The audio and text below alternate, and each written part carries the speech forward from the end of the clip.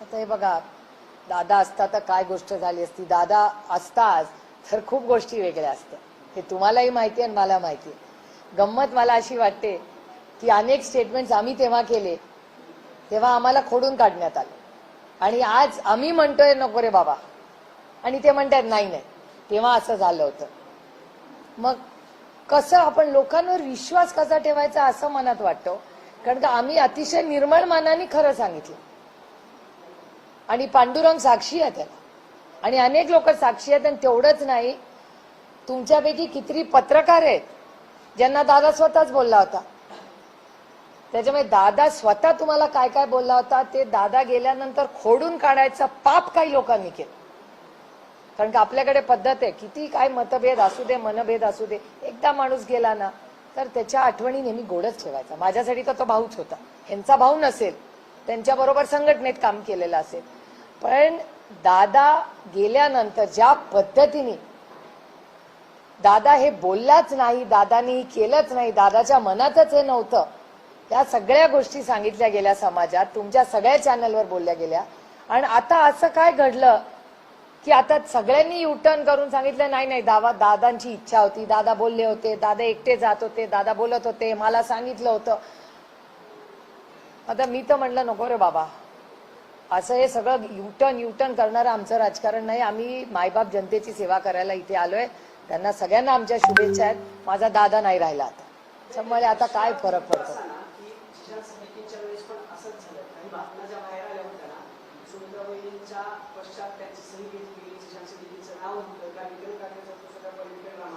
मोठ्या बहीण आहेत, म्हणजे दादांचं प्रेम होतं तुमच्यावर.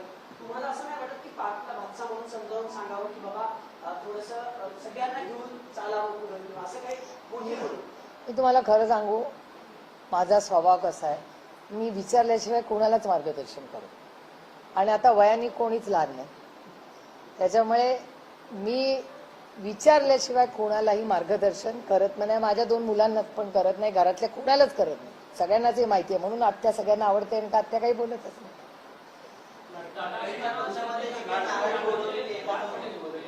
कोणाचे?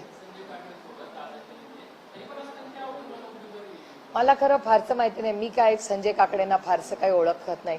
वर्तमानपत्रात वगैरे ज्या काही बातम्या येतात किंवा माझ्या मतदारसंघात, काका तुम्हाला माहिती आहे आपण जातो त्या दिलीप बराटेंच्या घराच्या अलीकडे त्यांची एक सिटी आहे वगैरे, त्याच्यामुळे माझी काय फारशी ओळख नाही आणि मला काही फारसं माहिती नसतं या गोष्टीतला.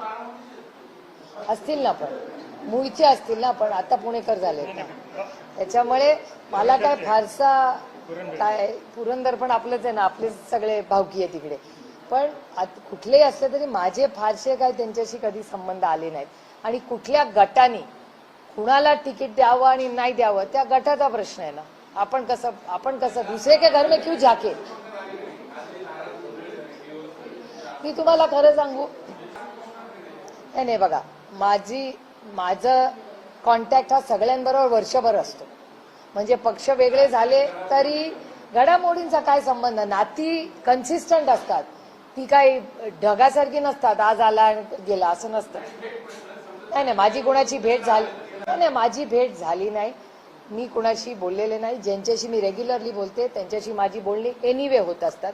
आणि त्यांच्या गटात त्यांनी कुणाला तिकीट द्यायचं, योग्य अयोग्य, मला कोणी मक्तेदारी दिली आहे आणि मला वेळही नाही.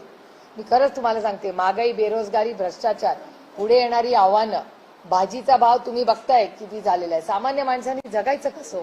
एक MLCचं इलेक्शन तुम्हाला मोठी बातमी झाली, पण जो शेतकरी आज डिझेलसाठी तासन तास लातूर असेल, नंदुरबार असेल, हिंगोलीला उभा आहे, त्याचं बघायचं का ह्यांचं एक MLCचं इलेक्शन बघायचं. अशाच नवनवीन अपडेट्ससाठी डिजिटल कोल्हापूर चॅनेलला सबस्क्राईब करायला विसरू नका.